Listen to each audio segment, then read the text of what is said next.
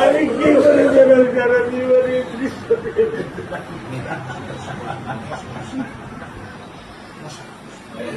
আমার এই দৃশ্য আমি কি দিয়ে পূরণ করবো?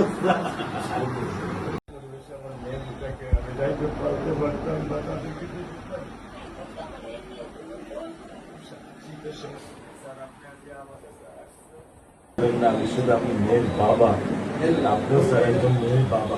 শুধু একটা আমি দৃশ্য আপনাকে স্যার দেখো, আর কিছু দেখাবো না স্যার, আমি দেখবো না স্যার, স্যার আমি দেখবো না স্যার, এটা নিয়ে আমি সারা জীবন স্যার আমি কি করে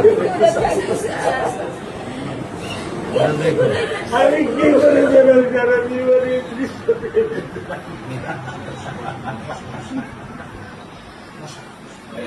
আমার এই দৃশ্য আমি কি দিয়ে পূরণ করবো? আমার মেয়ে শুক্রবারে আমার সাথে মসজিদে নামাজ পড়ে, আমি 3 ওয়াক্ত নামাজ বাসায় পড়ি স্যার, কারণ ও আমার সাথে নামাজ পড়তে পছন্দ করে। 2 ওয়াক্ত নামাজ আমি ওকে নিয়ে স্যার আমার বাসায় পড়ি স্যার। আল্লাহ আমি জানি না আল্লাহ তো আমার কোন পরীক্ষা ফেলেছে, এই দুঃখ এই কষ্ট মৃত্যু ছাড়া আমার আর কোনো শেষ নেই স্যার, আর কোনো শেষ নেই স্যার। আপনার দায়িত্ব মানে প্রধানমন্ত্রী নেবে, তো আপনাদেরকে শক্ত হতে হবে না, আপনার তো বড় মেয়েটা রয়ে গেছে, এখন তো ওর জন্য আপনাদেরকে শক্ত থাকতে হবে। প্রধানমন্ত্রী চলে আসছেন, এটা আমার সৌভাগ্য। আমি আমি সত্যিকার ভাবে স্যার আমি বলি, আমি এটা স্যার প্রত্যাশা করিনি যে আপনার মতো মানুষ আমার এই 10,000 টাকার একটা প্ল্যানে স্যার আপনি পা রাখবেন, কিন্তু এই বিশ্বাস ছিল যে আপনি 8-10 জন না, যে মানুষ ট্রাফিক সিগন্যালে দাঁড়িয়ে থাকে, নিয়ম মেনে চলে, সে মানুষকে বুঝতে স্যার আমার এইটুকু বয়সে স্যার যথেষ্ট স্যার।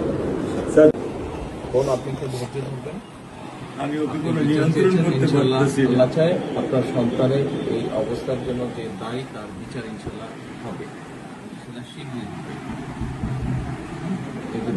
আর মালিক যে আল্লাহ তাআলা মালিক, ওনার কাছে সাহায্য চাই, ওনার কাছে সাহায্য চাও, আল্লাহ রহম করলেন সব কিছু দিতে পারে।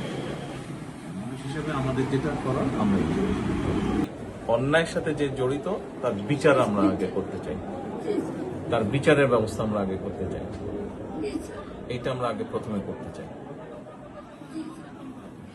আপনাদেরকে শক্ত থাকতে হবে, ধৈর্য ধরতে হবে, ওর দিকে তাকে শক্ত থাকতে হবে। এক সন্তান আল্লাহ নিয়ে গেছে, আরেক সন্তান আপনার কাছে আছে, ওর কথা মনে করে আপনাদেরকে শক্ত থাকতে হবে, ওর দিকে তাকে, ঠিক আছে?